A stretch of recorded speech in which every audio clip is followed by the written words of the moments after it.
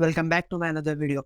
Today in this video we are gonna talk about the cars which got discontinued soon, as the cars were really good and offer more than the competition. Here are some of the cars in our list. These cars were actually best when compared to the segment, and they ended up by discontinuing. Here are the 5 cars into our list. On number 5 we have Fiat Punto and Linea, as these both cars are same, as the Punto is a hatchback version and the Linea is a sedan version. These Fiat cars were known for their driving dynamics and the great drivability and the handling, and also the good steering feedback. These were the favorite cars of the cars enthusiasts who were getting the pleasure of driving. There were no cars who were offering the driving pleasure other than the Polo in the premium hatchback segment. This was the car which was offering the good driving dynamics. The good points are many, like it offers the great build quality and also offers a diesel engine which was a 1.3 liter. Yeah, this was a Fiat source engine, 1.3 liter diesel engine, which was been given in the many cars, including these cars also. Like this engine was offered in the Chevrolet cars and also in the Maruti cars, which were known for their mileage. But in these cars, the drawback was their mileage. As, although they were offering the same engine as the Maruti was offering, the 1.3 liter diesel, but due to the added weight of their build quality and their quality materials in their product, this car was slightly heavier than the competition cars, and this dropped the mileage of the engine and was returning a very low mileage. And also, beside the mileage, less service stations in the cities, as the Fiat showrooms were only in the metropole cities. From the cities also, it were in the outskirts of the cities, like traveling from 15 to 20 kilometers for the servicing of the vehicle. This would not make a customer happy, as he is spending more of his time onto the service. So these were the reasons, as one was the fuel efficiency and then the maintenance of this car and the service stations which were not available at the customer's location. Coming on to the next car, on the number 4, we have Tata Nano. Yeah, Tata Nano was a very special car for the Tata Motors and also for the peoples of India, as this was coming in the price segment of an two-wheeler as approximately at 1 lakh. This was offering many features, like it was offering the spacious cabin and also minimum features like the AC and also the automatic gearbox, and also it was offering decent electronics such as power windows. This was a great car for the small people, but here became an big drawback: the marketing strategy of Tata. They marketed this car as the selling that this car was made for the cheap peoples. Like this car was coming in the 1 lakh category. This set a mindset that this who buys this car was into a cheap category. So the customers didn't approach this car as much the company have thought. Although the car was good, the car dimensions were so small, and also being the small dimensions, the interior was spacious, as the marketing strategy reversed them back, and so this car was getting a low response and ended up by discontinuing. And coming to the next car, on number 3, we have Tata Safari and Tata Nexa. Although they both are the same cars, beside their capabilities, the Tata Safari, the legend, was off-road capable and also in the premium category. On the other hand, the Tata Hexa was a premium, like an MPV design, which was offering a premium for the great drivability and also was available in the four-wheel drive. Both the Safari and Hexa were available in the four-wheel drive. Why this got discontinued? As the Tata Safari rivalry was coming long back from the Mahindra Scorpio, the rivalry was also there, was at a date which where it was discontinued. What went wrong so that this car discontinued? Although the car was very good, very practical, and also more capable, good designs, and also very powerful engine which was giving 2.2 liter diesel engine, which was producing 150 horsepower and 320 newton meters of torque. Why this discontinued? Although after 2020, the BS6 norms came come into play.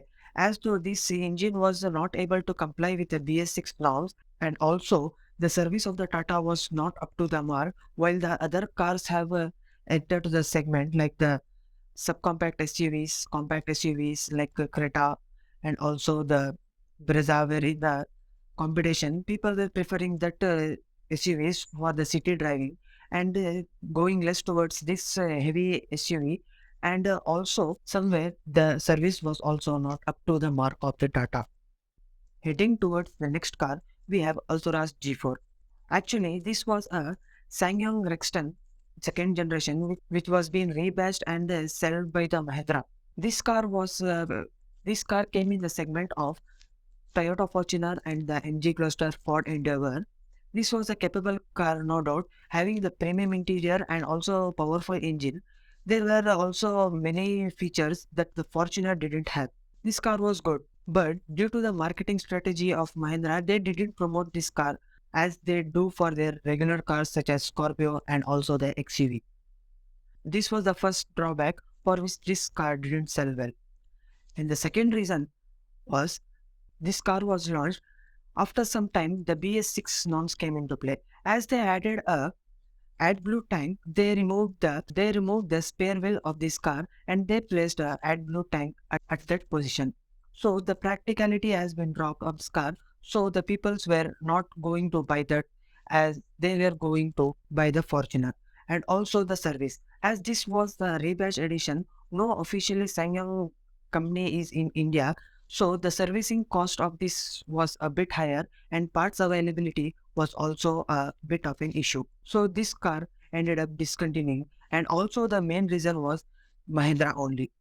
As they have launched a budget segment 4x4 vehicle and also budget segment premium SUV like the SUV 700, why would they go for this SUV? And also the main reason they launched their Scorpion. That was the end for the Alturas G4 as they were getting the premiumness, off-road capability, features, and also a great size in the 20 to 25 lakh segment. Why would they go for the 35 or 40 lakh segment? They themselves killed this car by launching the Scorpio N and also the XUV 700 and also the Thar. And then comes at the number one is the Ford Endeavour. Yeah, this was a very much ahead car of its time as it was offering panoramic sunroofs, automatic parking, also great drivability than the Fortuner, silent cabin. This was a way ahead car at that time and also comparing to the Fortuner, this was way ahead. And this was also getting 3.2 liter diesel engine, which was a heavy engine in the segment. This was a segment leading engine. And then comes the BS6 norms.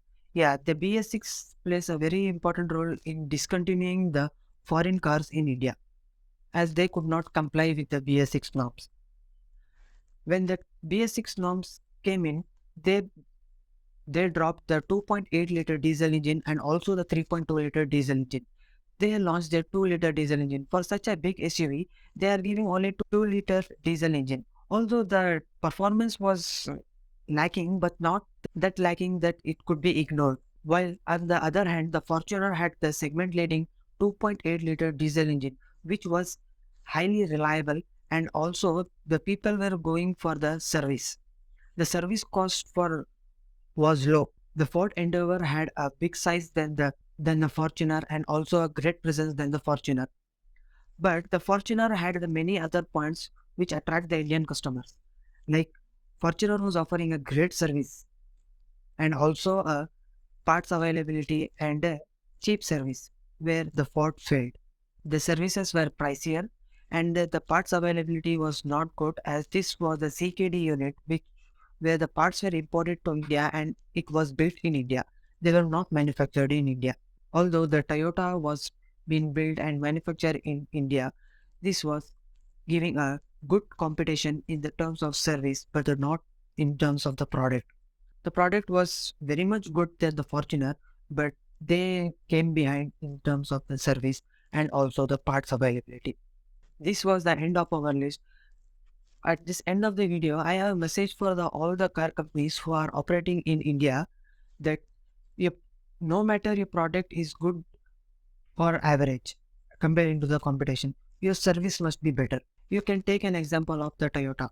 although they don't have many features then compared to the competition. Like we have MG Gloster in that competition, which provides tons of features where the Toyota Fortuner have not seen. They do not have even the simple common features such as sunroof. But then also it is occupying 80 to 90% of its market share in that SUV segment. How? They are offering the reliable products and offering a great service experience. On that message to the car companies, I'm gonna end this video. If you like this video, make sure you hit the like button and subscribe to my YouTube channel. See you in the next video. Bye bye.